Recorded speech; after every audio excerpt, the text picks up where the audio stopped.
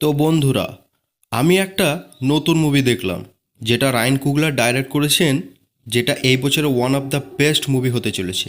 আইএমডিবিতে এই মুভিকে রেটিং দিয়েছে 8.2 out of 10 এবং রটেন টমেটোতে উইপিং 98% স্কোর এবং অডিয়েন্স স্কোর 97% স্কোর পেয়েছে। তো আজকে ভিডিও স্টার্ট করার সময় আমরা মুভির এন্ডিং এবং কালচারাল রেফারেন্সের ব্যাপারে জানবো। তো ভিডিও স্টার্ট করা যাক। ভিডিও শুরুতে আমরা দেখতে পাই স্যামি নামের একজন চার্চের সামনে আসে পুরোপুরিভাবে আহত হয়ে, যেটা দেখে চার্চের লোকেরা ঘাবড়ে যায় এবং চার্চের পাস্টার তার জন্য প্রে করতে থাকে এবং সে স্যামিকে শয়তানের কাছ থেকে দূরে যেতে বলে বাই অ্যাবন্ডনিক মিউজিক। স্যামিকে নাইটমেয়ার আসতো, ইন্ডিকেটিং যে আগের রাত্রে কিছু একটা হয়েছিল। আর এখানে সিন কাট হয়ে যায় আর আমাদের একদিন আগেকার সিন দেখানো হবে। তাছাড়া আমি আপনাদের বলি, এই সময়টা 15 অক্টোবর থেকে 16 অক্টোবর 1933 সালের।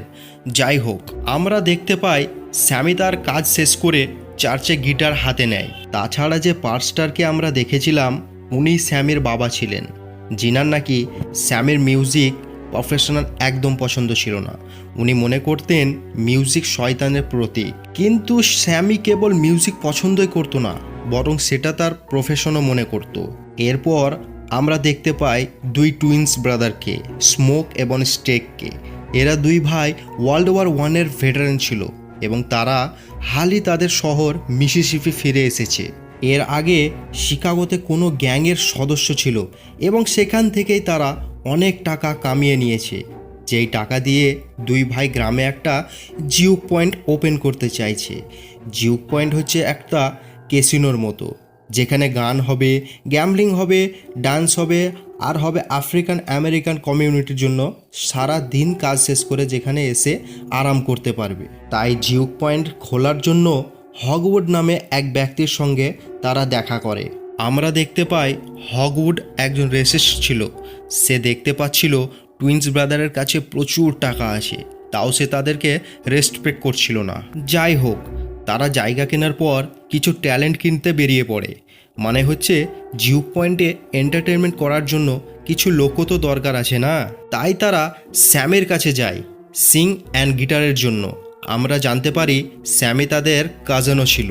তারপর তারা দুজনে সেখানে যায় ডেল্টা স্লিমের নামে এক ব্যক্তির কাছে, যে নাকি হারমোনিক ও পিয়ানোর খুব সুন্দর বাজাতো। স্যামি এখানে পার্লিন নামে এক সিঙ্গারের কাছে যায় এবং আমরা জানতে পারি তারা দুজন দুজনকে পছন্দও করে। এবং এখানে স্টেক তার গার্লফ্রেন্ডের সাথে দেখা করে এবং তার গার্লফ্রেন্ড স্টেকের ওপর খুব রেগেছিল, কারণ সে তার সাথে অনেক দিন পর দেখা করছে। আমরা দেখতে পাই ম্যারি কাইন্ড অফ হোয়াইট ছিল। কাইন্ড অফ বলছি কারণ ম্যারির প্যারেন্ট হাফ ব্ল্যাক ছিল এবং কাইন্ড অফ ব্ল্যাক লোকেদের সদস্য হয়ে গেছে। তারপর স্টেক তার পুরনো বন্ধু কনভেডের কাছে যায় ডোরম্যান হওয়ার জন্য, মানে সিকিউরিটি রিক্রুট করার জন্য। তাছাড়া অন্যদিকে স্টেক গ্রেস এবং বইয়ের কাছে যায় যাতে তারা জিউক পয়েন্টে কেটারিংয়ের ব্যবস্থা করতে পারে, গ্যাম্বলিং এবং ডান্সিংয়েরও মহল বানাতে পারে। এরপর আমরা দেখতে পাই স্মোক তার স্ত্রী অ্যানিয়ের সঙ্গে দেখা করতে যায়। তারা দুজন এখনও স্বামী স্ত্রী থাকলেও তাদের মধ্যে অনেক ডিস্টেন্স ছিল। স্মোক বলে সে ওয়ার্ল্ড ওয়ারের সময় অনেক জায়গা ঘুরেছে, কিন্তু সে আজ পর্যন্ত কোনো ভূত দেখতে পায়নি। যেখানে অ্যানি স্মোককে বলে সে এখানে এমন একটা রিচুয়াল করছিল যাতে তারা দুই ভাই সেফ থাকে। তার উত্তরে স্মোক অ্যানিকে বলে, তোমার রিচুয়াল এতই ভরসা ছিল তো আমাদের মেয়েকে কেন বাঁচাতে পারলে না? আমরা এখানে জানতে পারি তাদের একটা মেয়েও ছিল, যে নাকি জন্ম নেওয়ার সঙ্গে সঙ্গে মারা যায় এবং তাদের কথাবার্তার পর তারা দুজন দুজনের মধ্যে ইন্টিমেটও হয়।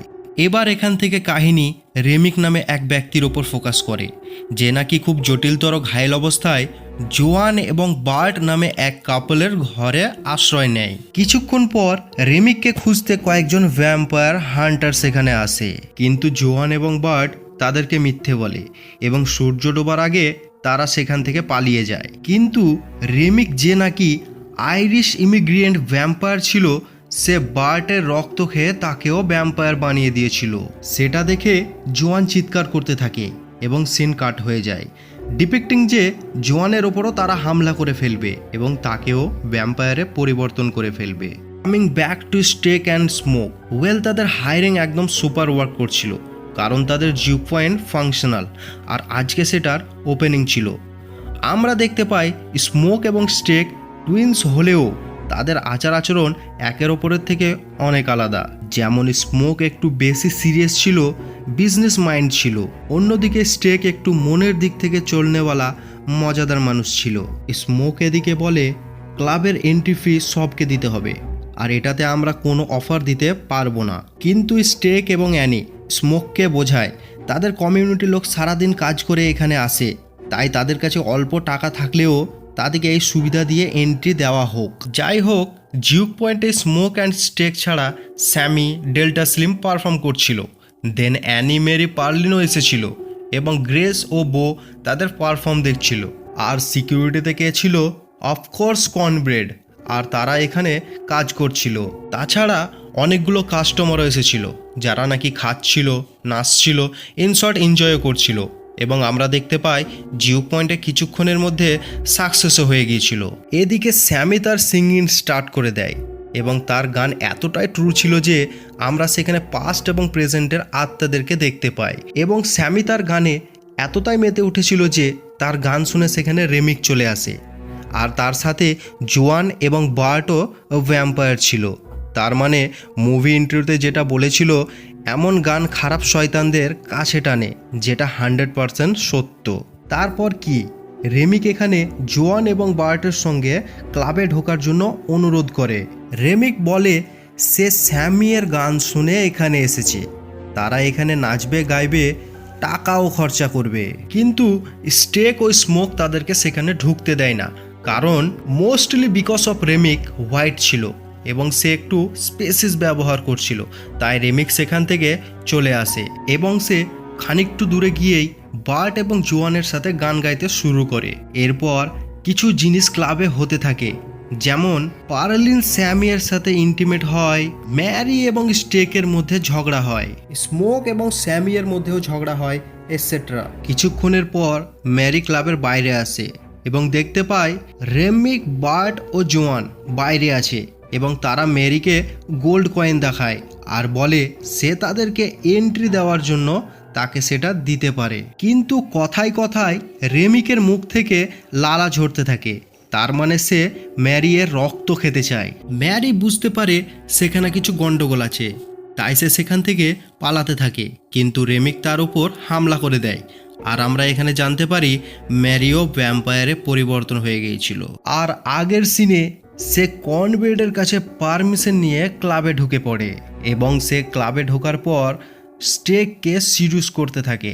আর যেমনই তারা ইন্টিমেট হয়, ম্যারি স্টেককে কেটে ফেলে আর স্টেক সেখানে সমাপ্ত হয়ে যায়। এই সব স্মোক দেখে ফেলে এবং সে ম্যারিকে গুলি করতে থাকে, কিন্তু ম্যারি তো হাসতে হাসতে পালাতে থাকে, মনে হচ্ছে ম্যারির ওপর গুলির কোনোই কিছুই হয়নি। স্টেককে সমাপ্ত দেখে স্মোক খুবই দুঃখিত হয় এবং সে জিও পয়েন্ট থেকে সমস্ত লোককে ফেরত পাঠিয়ে দেয়। অ্যানি স্মোককে বলে এটা একটা ভ্যাম্পারিজম, তাই তো ম্যারিকে গুলি করার পর কোনো কিছুই হলো না। স্মোক অ্যানির কথা বিশ্বাস তো করতে চাইছিল না, কিন্তু সে নিজের চোখে যা দেখলো তাই সে অ্যানির কথা বিশ্বাস করতে বাধ্য। এরই মধ্যে সিকিউরিটি কনভেন্ট একাই টয়লেট করতে যায় এবং রেমিক্স সেখানে আসে আর তার ওপর হামলা করে দেয় এবং তাকেও ভ্যাম্পায়ার বানিয়ে দেয়। তারপর কনভেন্ট ক্লাবের মধ্যে আসার জন্য পারমিশন চাইছিল। অ্যানি তৎক্ষণাৎ পয়েন্ট আউট করে যে ভ্যাম্পায়ার বিনা অনুমতিতে ভিতরে আসতে পারে না। অ্যানি বুঝতে পারে কনভেন্টও কনভার্ট হয়ে গেছে। তখন কনভেন্ট কথা ঘুরিয়ে বলে সে আজকে রাত্রের মাইনেটা নিতে এসেছে।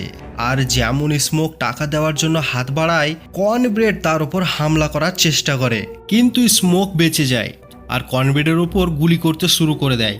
স্মোক বুঝতে পারে এই পয়েন্টে একবারে কারোর উপর ভরসা করা যাবে না, আর না জানে কে কে ভ্যাম্পায়ার হয়ে বসে আছে। এদিকে কনভেন্ট গুলি খাওয়ার পরও নাচছিল, অন্যদিকে স্টেক ভ্যাম্পায়ার হয়ে উঠে যায়, কিন্তু তার আগে সে কারোর উপর হামলা করবে, অ্যানি তার উপর গার্লিক জুস ফেলে দেয় যাতে সে আজবভাবে পুড়তে পুড়তে পালিয়ে যায়। অ্যানি এখানে বাকি লোকেদের বোঝাচ্ছে যে কেবল চাঁদি ও উডেন স্টিক দিয়ে ভ্যাম্পায়ারদেরকে মারা যায়, তাছাড়া গার্লিক জুস দিয়েও তাদেরকে তাড়ানো যায়, আর বিনা অনুমতিতে তারা ভেতরে আসতে পারবে না। অ্যানি এদিকে স্মোককে একটা তাবিজ দেয় তাকে প্রোটেক্ট করার জন্য, আর বাকি লোকেদের বলে গার্লিক জুস খেতে, যাতে সে জানতে পারে এখানে কে কে ভ্যাম্পায়ার হয়নি। আর জিউ পয়েন্টে অনেকগুলো কাস্টমার এসেছিল, তাদেরকে তো বাইরে পাঠিয়ে দেওয়া হয়েছিল না, ওদের সবার ওপর ভ্যাম্পায়ার হামলা করে ফেলেছিল, আর তারা সবাই ভ্যাম্পায়ার হয়ে নাচ গান করছিল উইথ রেমিক। ইনফ্যাক্ট গ্রেসের স্বামী যখন বাইরে গাড়ি নিতে যায় তখন ভ্যাম্পায়ার তাকেও শিকার করে, তাকেও ভ্যাম্পায়ার বানিয়ে দেয়। সো উই ক্যান সে কেবল কিছু লোকই বেঁচেছিল যারা নাকি মানুষ ছিল। তারা ছিল Smoke, Annie, Grace, Pearline, Delta Slim এবং স্যামি। যারা নাকি বেঁচে ছিল তারা জিউ পয়েন্টের ভিতরেই ছিল, আর বাকি ভ্যাম্পায়ার তাদের বাইরে অপেক্ষা করছিল। স্মোক আর বাকিরা প্ল্যান করে রাত্রে তারা এখানে অপেক্ষা করবে এবং সকালে বেরোবে, কারণ মোস্টলি ভ্যাম্পায়ার দিনের সূর্য আলোতে বেরোতে পারে না। তখন রেমিক সেখানে আসে আর তাদের বলে তারাও যেন ভ্যাম্পায়ার হয়ে যায়। রেমিক ক্লিয়ারলি বলে ভ্যাম্পারিজম তাদের জন্য বেস্ট, কারণ এখানে কোনো প্রকারের ভেদভাব নেই। এদিকে স্টেক তো ভ্যাম্পায়ার হয়ে গিয়েছিল এবং সে হ্যাপি উইথ ম্যারি, কিন্তু রেমিক চায় যারা এখনও বেঁচে আছে তারাও যেন ভ্যাম্পায়ারে পরিবর্তন হয়ে যায়। আসলে এটা টেম্পটিং তো ছিল, কিন্তু বাকি সবাই সেটা অ্যাকসেপ্ট করলো না। তাই রেমিক তাদেরকে বলল তারা যেন স্যামিকে তাদের হাতে তুলে দেয়, তাহলে তারা সেখান থেকে চলে যাবে। অফকোর্স স্যামিয়ের আওয়াজে জাদু ছিল, যে পুরনো নতুন শয়তানদের হিলিয়ে রেখে দিচ্ছিল। তাই জন্য রেমিক স্যামিকে চাইছিল, কিন্তু তারা স্যামিকে হ্যান্ড ওভার করলো না। হুইচ ইন্ডিকেট একটা খোলাখুলি যুদ্ধ শুরু হবে। এদিকে গ্রেস বইয়ের মৃত্যুর কারণে রেগেছিল, আর কাটা ঘায়ে লবণ তখনই পড়ল যখন রেমিক তাকে বলল তার বাড়িতে গিয়ে তার মেয়েকে মেরে ফেলবে। এই কথা শুনে গ্রেস নিজের আপা হারিয়ে ফেলে এবং সে ভ্যাম্পায়ারদের চ্যালেঞ্জ করে ফেলে, এবং চ্যালেঞ্জ পাওয়া মাত্র ভ্যাম্পায়াররা ক্লাবের মধ্যে ঢুকতে শুরু করে, কারণ চ্যালেঞ্জ এক ধরনের ইনভিটেশনের মধ্যে পড়ছে, এবং সেখানে একটা সত্যি যুদ্ধ শুরু হয়ে যায়। এই হাতাহাতিতে অ্যানি, গ্রেস, ডেল্টা স্লিম তিনজন মারা যায়। ইনফ্যাক্ট ডেল্টা স্লিম তো স্যামি, গ্রেস, অ্যানিকে বাঁচাতে গিয়ে স্যাক্রিফাইস হয়েছে। এই অ্যানি যে কিনা ভ্যাম্পায়ার হয়ে গিয়েছিল, স্মোককে তাকে উইডেন স্টিক দিয়ে মারতে হলো, যা কিনা খুবই দুঃখের কথা ছিল। এরপর স্যামি এবং পার্লিন সেখান থেকে পালাতে যাচ্ছিল, কিন্তু রেমিক এবং স্টেক তাদেরকে আটকে করে ফেলে, আর সেখানে স্মোকও চলে আসে, যার ফলে স্মোক এবং স্টেকের মধ্যে ব্রুটাল ফাইট হয়। এদিকে রেমিক পার্লিনকে কামড়ে ফেলে এবং মরার সময় পার্লিন স্যামিকে বলে সে যেন সেখান থেকে পালিয়ে যায়। স্যামিও সেখান থেকে পালাতে শুরু করে, কিন্তু রেমিক তার রাস্তা আটকে ফেলে এবং স্যামিকে শেষ করতেই যাবে কি স্যামি তার গিটার দিয়ে রেমিকের মাথায় মারে।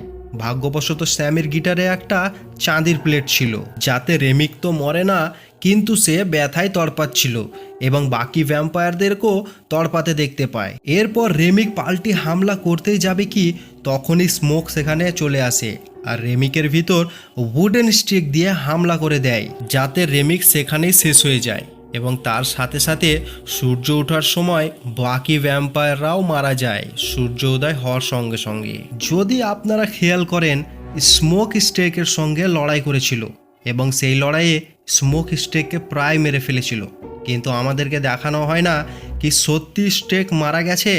সেটা আপনারা জানতে পারবেন পরে।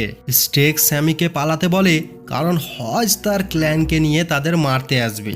স্মোক এখানে একা বন্দুক নিয়ে ভিড়ে যায় আর সবাইকে মেরেও ফেলে। তাছাড়া এই লড়াইয়ে সে পুরোপুরিভাবে আঘাত হয়ে যায় এবং সে তার মেয়ের ও স্ত্রীর কথা ভাবতে ভাবতে মারা যায়। এদিকে স্যামি আলামারা হয়ে তার বাবার কাছে যায়। তো বন্ধুরা, এটা সেই প্রথমে সিন যে আপনাদেরকে আমি দেখিয়েছিলাম। স্যামির বাবা যে নাকি একজন পাস্টার ছিল, সে স্যামিকে বলে মিউজিক ছেড়ে স্যালভেশন চুজ করতে, কিন্তু স্যামি তা না মেনে সেখান থেকে চলে যায়। এখানেই ফিল্ম শেষ হয়ে যায়। এবার বন্ধুরা, ফিল্মে একটা মিড ক্রেডিট সিন, তার মধ্যে 60 সাল বাদের ঘটনা দেখানো হয়েছে, মানে 1992 সালের শিকাগো শহর দেখানো হয়েছে। এখানে আমরা ওল্ড স্যামিকে দেখতে পাই, যে নাকি ফেমাস ব্লুজ মিউজিয়ান হয়ে গিয়েছিল, আর তার সাথে দেখা করতে স্টেক এবং ম্যারি আসে এবং স্টেক বলে সেই রাত্রে স্মোক তাকে রেহাই দিয়েছিল, কিন্তু স্মোক এখানে একটা কন্ডিশন রেখেছিল যে স্টেক স্যামিকে একটা পিসফুল লাইফ বাঁচতে দিবে। আর হ্যাঁ, স্টেক সে প্রমিস রেখেছিল এবং স্যামিকে কোনো রকমের ক্ষতি করেনি। স্টেক স্যামিকে ইমর্টালিটি দেওয়ার কথা বলে, কিন্তু স্যামি সেটা রিজেক্ট করে দেয়। যাবার আগে স্টেক স্যামিকে বলে একটা গান শোনাতে। স্যামি স্টেককে বলে সেই রাত্রের নাইটমেয়ার তাকে এখনও আসে এবং সেই রাত্রির আগের রাত্র তার কাছে বেস্ট রাত ছিল। স্টেক ও স্যামিকে বলে হ্যাঁ, সেই দিনের লাস্ট ডে তার কাছে বেস্ট ছিল, কারণ সেই দিন সে তার ভাইয়ের কাছে ছিল, সূর্যের আলোতে ছিল, একটা ফ্রিডম ছিল। এটা বলার পর মুভি এখানে শেষ হয়ে যায়। তো বন্ধুরা, বেসিক্যালি এটা ছিল the Sinners movie explain. Movie আমাকে যথেষ্ট ভালো লেগেছে, তবু আমি রেকমেন্ড করব আপনারা মুভিটা একবার দেখেন। এক্সপ্লেনেশন যদি ভালো লেগেছে তো চ্যানেলটাকে সাবস্ক্রাইব করুন এবং বেল আইকনটা প্রেস করুন, যাতে আমরা এরকম ভিডিও তাড়াতাড়ি আনতে পারি।